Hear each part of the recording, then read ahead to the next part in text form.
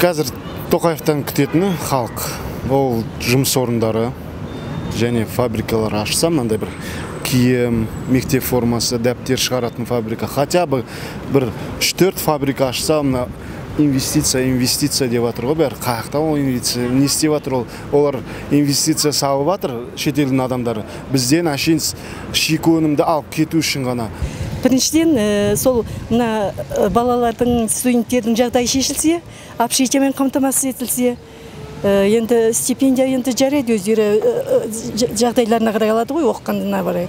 Одан кейін мына пенсионердің жағдайлары енді кішкене пенсия көтерілсе, барлық пенсионерлер солай ойлайды деп ойлаймын. Мы идем в первый класс, дочка идет, и у нас получается в классе 35 детей в одном классе. И в этом году 4 класса, и все по 35, по 36 человек.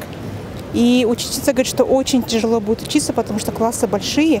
Мы бы хотели, чтобы вот как-то эта проблема решилась. Многодетная семья, 5 детей, и поэтому очень тяжело. Пособие получаем очень маленькое. Қымбатшылық қазір уақытта.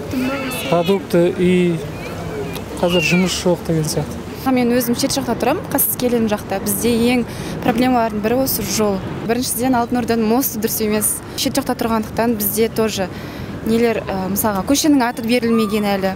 Одан кейін жол, вообще жол жоқ ол жерде. Продукты, не қымбат, бәрі қымбат, үй қымбат, мәншіне қымбат. Доллар өсетті бәрі көтеріп тастайды, бірақ доллар түскеннен ешкім түсірмейді. Ол халықтың жағдайын ешкім ойлап отқан жоқ. Барың салып жұмыс істейтін болсаң, жеткізуге болады бәріне.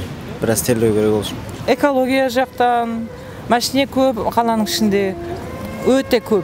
Самое главное, это чтобы как-то с ценами регулировали, и все. Либо нормальные зарплаты поднимали, чтобы людям хватало, потому что людям не хватает, реально не хватает.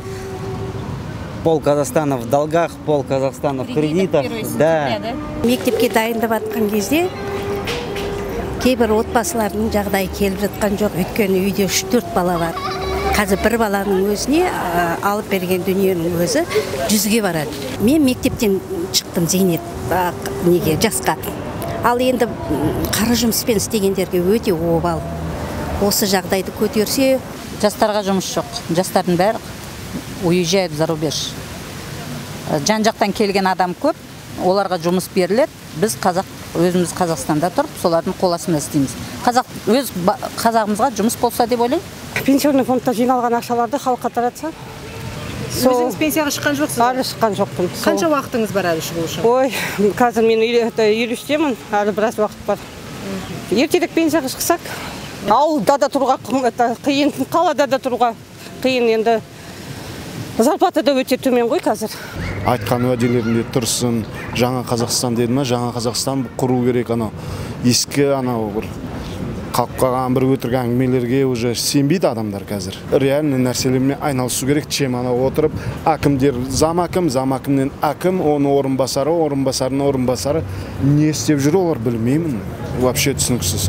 Сол үшін негізі қолдаймын Тоқаевты, бірақ жұмыс істеу керек деп ойлаймын.